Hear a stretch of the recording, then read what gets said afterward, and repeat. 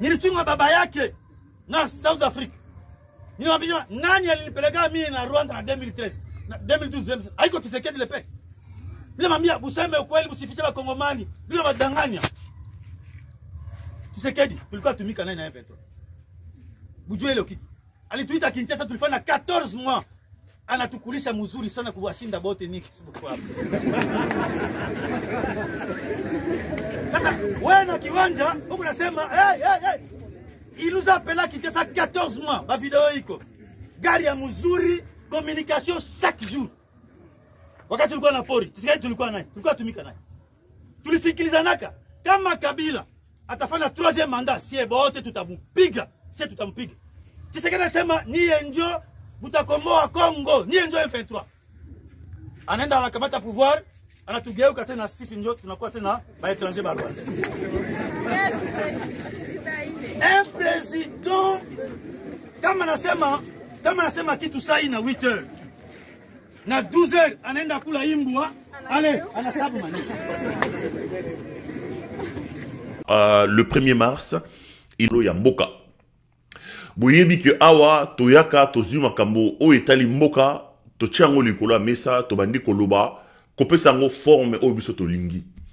Na yaka na pesi bino ba information, na pesi bino actualité et puis na pesi point de vue na ngai comme moto Pero Luara sur makambo wana ya actualité. Na kozo actualité na baloli yango na manyuli yango na lobi bon likambo ndenge zaboye ngai na lingaki etokene nango boye to na banzaki que ceux qui to sali yango boye ceux qui tokene nango boye ngoza malamu décrit information eli magazine ya opinion eli magazine ya point de vue. Ici l'émission vient relayer le point de vue d'un homme, l'émission vient relayer l'opinion d'un homme. Cet homme c'est monsieur Claude Pero Luara. Évidemment, comme je l'ai toujours dit, je n'appelle pas à l'unanimité autour de ce que j'ai dit. Je ne peux nullement, moi, m'y battre pour l'avènement de la démocratie dans notre pays et imposer aux gens de voir les choses comme moi, de faire les choses comme moi. Il est hors de question. Donc, moto na moto, azali autorisé, yako banza lolenge ya lingi, yako mona makambo lolengo ya lingi. Le plus important, izali que, bisone surtout to sangsama yele, to sukuma mboka, to pousse mboka, pour que mboka ekende malamu mboka yali mboka na biso. Donc, to potanate, to bimisana ba melite, tout ça la soki ndenge nini te mboka e ali mboka na biso. Voilà. Na yele lo pona obeta masolo ya mboka. Je vais vous donner des informations sur ces histoires d'explosion, ce que moi j'en sais. Et puis na obeta la bino ba détail, il y a un autre front diplomatique entre guillemets on a biso Félix Tshisekedi azoko mener. Déjà d'entrée des jeux ici, je voudrais vous informer que depuis quelques jours Tshisekedi a envoyé des émissaires aux États-Unis d'Amérique. Et Alina Lekinaye, Jacques Tshisekedi, Nande Komususu Oyoyo, Nani, comment dire, Serge Chibangu. Serge Chibangu, boyebi que moi je les tiens responsables. Il y a des dégâts et belé Oyo Salami Namboka Nabiso sur le plan diplomatique. Serge Chibangu, c'est ce monsieur qui était opérateur de saisie à Pretoria. Bato bafana en Afrique du Sud ba yebi ndeko wana bande ko sala na cyber café moko kuna na Pretoria comme opérateur de saisie. Mais aye awa akoma professeur d'université et c'est lui qui est à la base il y a ba dégâts ébélés sur le plan diplomatique, le fameux Serge Chibangu. Bato boyebi azalaka mwa mu azara munene alataka ba maputa ba bilamba le roi ya maputa azara munene. En tout cas, côté ya mutu nzamba pambola ye azala mwa mutu moko penza oyo nzambe ya pambola ye zaka mwa munene soko tali mutu na ye okoko tombola loboko komisi nzambo lobi nzambe penza apesi mutu oyo mapamboli mingi me na niveau ya mutu azaka mwa mutu munene boy. Donc yende bazana minute oyo na nani comment dire nani Jacques Tshisekedi na États-Unis d'Amérique. Bakendaki koluka ndenge nini ba lobbyiste il faut ba quota ndenge nini ba donc je vous donnerai des informations et des détails parce que là ils sont en train de récolter un désaveu total, l'échec est total na musala bakendaki ko sala aux États-Unis d'Amérique. Donc, na kobeta masoloana, na kobeta bino information, et puis tozana actualité mususu tokozonge lango, na deuxième session na biso ya décrit information, na pourquoi. Donc, na entre 20h et 21h, on a relancé émission, Lelo na a pourquoi. Mais avant na kota na mozindo na émission à Lelo, na lingi na préciser bilo komi balé misato. J'ai lu avec intérêt, avec délectation, l'interview de M. Jean-Marc Kabound. Je dois vous avouer que j'ai été agréablement surpris quant à la forme et au fond de ce que M. Kabound dit dans cette interview. Mais avant de donner mon point de vue en quelques minutes, je vais préciser une chose. J'ai des contacts. Je vous avoue ici que ce n'est pas un secret. Je suis journaliste et je m'en cache pas. Je suis en contact avec tout le monde. Tout le monde. Ngai na se kachakate. Nali journaliste. Et comme journaliste, on ne peut pas vivre en vase clos parce que Moussa Langa Ezali, il y a coupé sa batumaloba. Moussa Langa Ezali, il y a coupé sa information. Pour la couper sa information, il faut qu'on lukango et puis il faut qu'on lukango est-ce qu'ils allient. Or, Batoubazan a information, Ezali yo, Ezali ye, Ezali ngai. Donc, je n'ai pas de barrière. Donc, je parle avec tout le monde. Tout le monde. Moi, plusieurs fois, j'ai parlé avec les gens de Kabound. Les jeunes du parti de Kabound, les dirigeants du parti de Kabound, il m'est arrivé plusieurs fois, pendant que Kabound était en prison, de parler avec eux. Nasololakana Nanga, Nasololakana Namatata, Nasololakana Batoasesanga, Nasololakana Bakatumbi, Nasololakana Bakabila, Bakabiliste, donc Bakatumbiste, Nasololakana Bachisekedi, Nasololakana Batu, Nyonso tout. Et il me revient malheureusement ici de constater que on prend à partie certaines personnes par rapport à Makambunga Nalobaki sur Kabound. Vous ne pouvez pas imaginer ou vous ne pouvez pas croire qu'à mon âge, j'ai 20 ans de carrière en journalisme.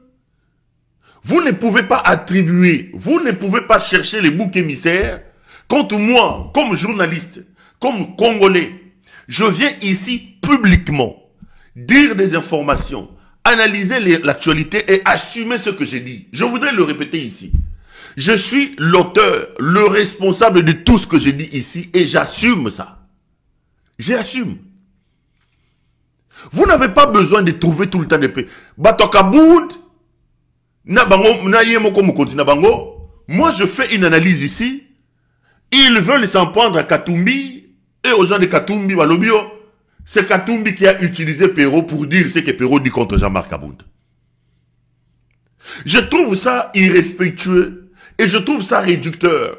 Et heureusement aujourd'hui que les téléspectateurs, que les Congolais qui nous regardent ont compris beaucoup de choses et cette manière de faire et de voir ne passe plus. Il est hors de question que lorsque quelqu'un vient analyser, je parle de moi parce que je suis le cas sous examen ici, que l'on trouve des débouchés pour dire ce qu'il dit là, c'est tel qui le met. Non, pas à mon âge. Moi-même, je prends des précautions d'usage quand je viens devant vous en vous disant que ce que j'ai dit ici n'est pas du tout une parole d'évangile. C'est une manière d'ouvrir l'espace. C'est une manière de vous dire que nous pouvons débattre. C'est une manière de vous dire que nous sommes en démocratie. Je n'ai pas le monopole d'intelligence. Il y a déjà bardé de diplômes, beaucoup plus compétents dans plusieurs domaines que moi qui me regarde. Donc je viens très humblement, très modestement, ne donner que mon point de vue. C'est un point de vue. Mais dès là, commencer à trouver des boucs émissaires, je trouve ça assez réducteur. Vous allez m'attribuer toute l'humanité. Aujourd'hui, on dit de moi que je suis journaliste M23. Que je suis... Perrault, c'est un journaliste M23. Perrault, il fait la campagne de Nanga. Il est membre de l'armée numérique du Rwanda. Ça ne m'embête pas, ça ne me dérange pas. Parce qu'avant ça, on a dit que j'étais un katoumiste. Avant ça, on a dit que j'étais un kabiliste. Bien avant ça, on a dit que j'étais un infiltré kassaïen que Tshisekedi a envoyé pour faire je ne sais quoi. Donc, chaque fois que j'ai dit des choses qui vont en contradiction avec les intérêts des uns et des autres, on me trouve un bord, on me trouve une appartenance, on me trouve un attachement. Ça ne m'embête pas, ça ne me dérange pas. Ce que j'ai dit sur M. Kabound ici, je l'assume totalement. Si c'était à refaire, je dirais la même chose et je mettrais les débats sur la table. Lorsque vous lisez l'interview de Jean-Marc Kabound, vous avez la trace de beaucoup de choses que j'ai évoquées ici. Kabound vous dit qu'il a introduit un recours en révision extraordinaire de son procès et de son verdict. C'est là le terrain suspicieux dans lequel je me suis engagé. Vous êtes opposant dans ce pays. On vous condamne pour 7 ans. On vous envoie en prison. Vous introduisez un recours d'un procès. Le même jour, le recours est introduit. On vous sort de la prison à 20h, 21h. On vous amène à la cour de cassation. Le procès en révision s'ouvre la même nuit. Le verdict d'acquittement est rendu la même nuit. Vous êtes libéré la même nuit. Attendez, ce n'est pas à moi ici qu'on va faire croire que c'est de manière innocente. Le procès, la procédure, le processus tel qu'est organisé doit mettre toute personne lucide sur un terrain où on doit se poser la question. On dit, mais attends, Tshisekedi c'est un sanguinaire. Tshisekedi c'est un dictateur. Tshisekedi c'est Tshisekedi. Mais comment il advient que pour cet homme, en une nuit, on envoie un mandat d'extraction de la prison, ce mandat-là l'amène devant la cour de cassation, le juge de la cour de cassation ouvre le dossier, table sur le dossier et acquitte la même nuit M. Jean-Marc Kabound. Non. Et à dire et à redire. De toutes les façons, l'avenir nous dira qui avait tort et qui avait raison. J'adore mes caméras parce que moi, quand je dis des choses, je suis habitué à assister à une sorte de contestation de ce que j'ai dit. Mais laissons le temps au temps. Le temps est le maître mot. Le temps est le meilleur allié de la vérité. La vérité, on ne la cache pas sous une table. La vérité, elle est proclamée.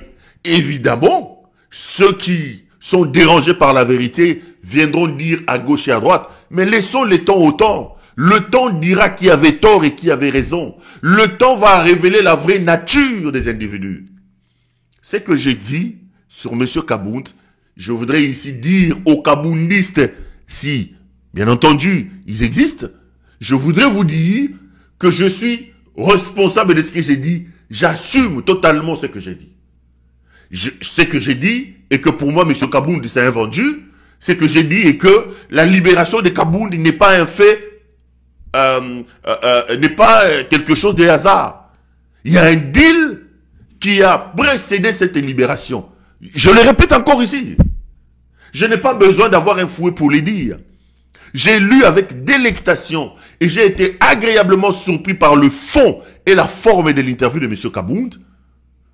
Je suis d'accord avec lui dans beaucoup de choses que Oeza dans cette interview on a, mais ce que j'ai dit, je ne reviens pas sur ça. Ce que j'ai dit, je l'assume. Je l'assume totalement et j'appelle les gens à laisser que l'avenir épée Sabiso raison, que avenir épée Sabiso qui avait tort et qui avait raison.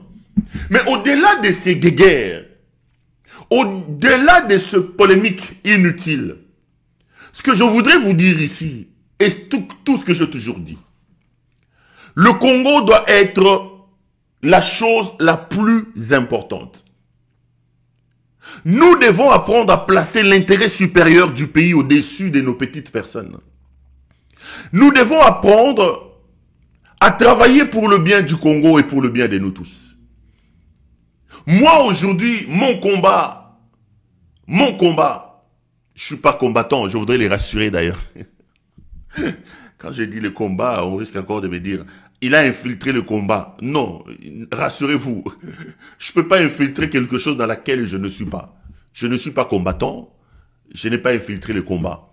Je respecte le combattant, chacun de nous, à ce qui les concerne, et il fait ce qu'il estime être bon pour son pays, c'est que les combattants font, eux-mêmes ils sont capables d'expliquer ce ce qu'ils pensent.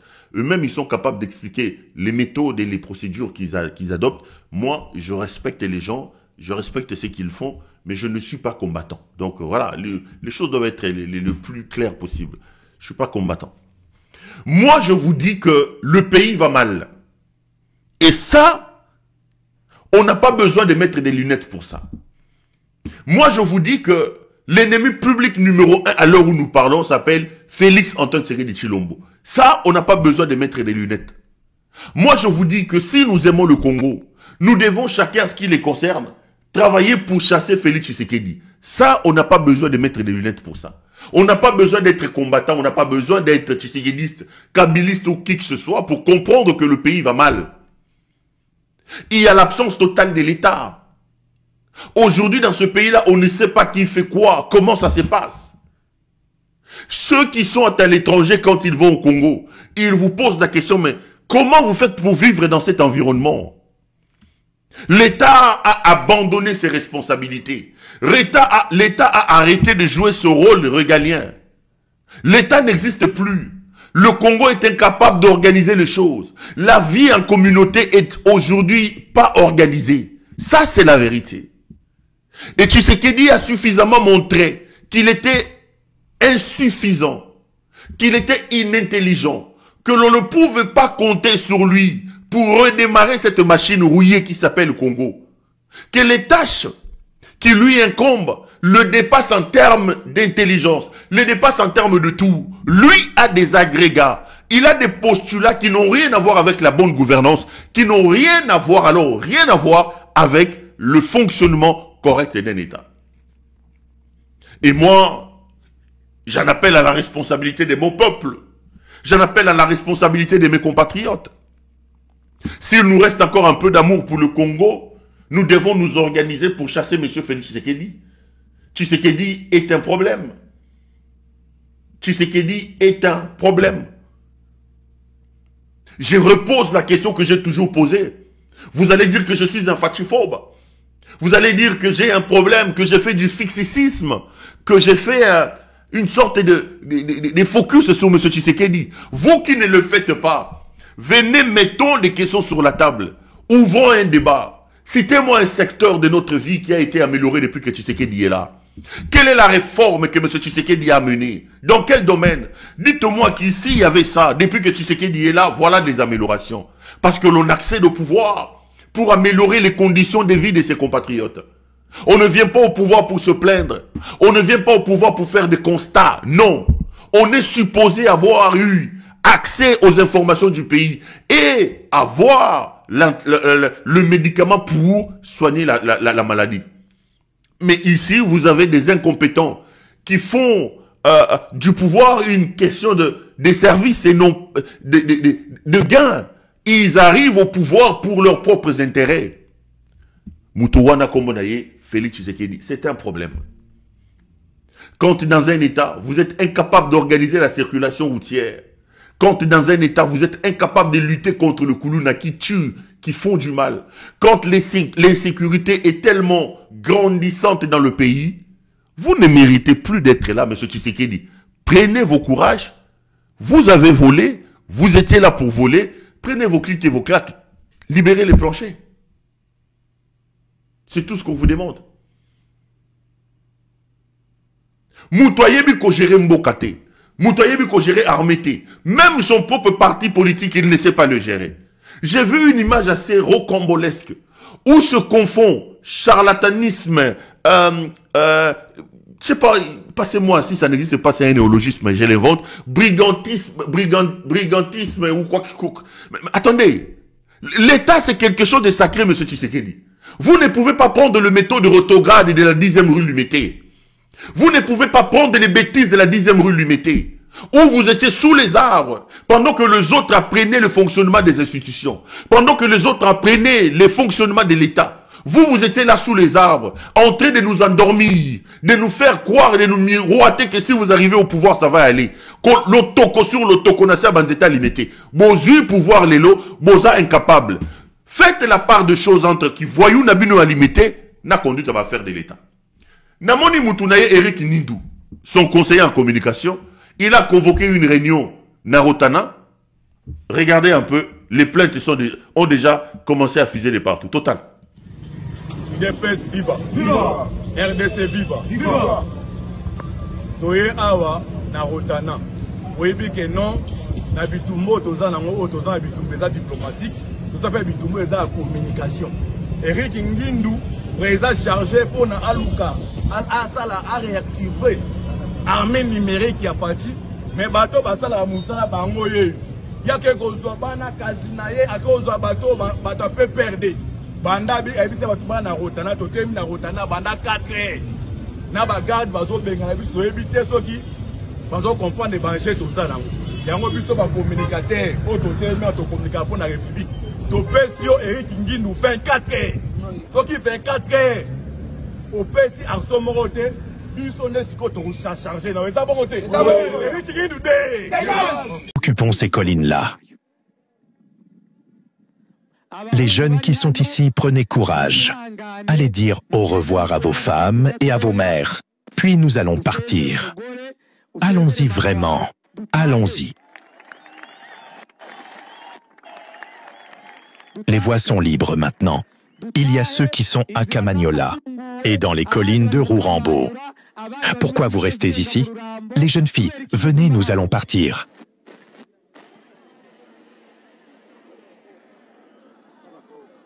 Ces vieux, nous leur accordons 3 semaines pour se préparer et acheter de bons bâtons. Vous allez nous rejoindre. Mais nous devons partir. Et nous devons partir maintenant. Aujourd'hui même et le plus rapidement possible. Nous avons occupé Goma. Êtes-vous au courant? Nous avons occupé Bukavu. Êtes-vous au courant? Savez-vous que Uvira est dans une situation incertaine? Nous allons partir ici, et maintenant. C'est ce dont le commandant Afandé a besoin, veut. Je vous prie d'applaudir pour lui. Il y a des gens qui n'ont pas vu la photo.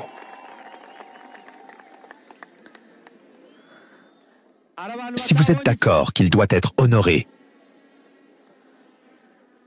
rangeons-nous derrière le commandant Sematama pour conquérir ces collines. Enlevons cette saleté de là. Êtes-vous d'accord? Je vous remercie.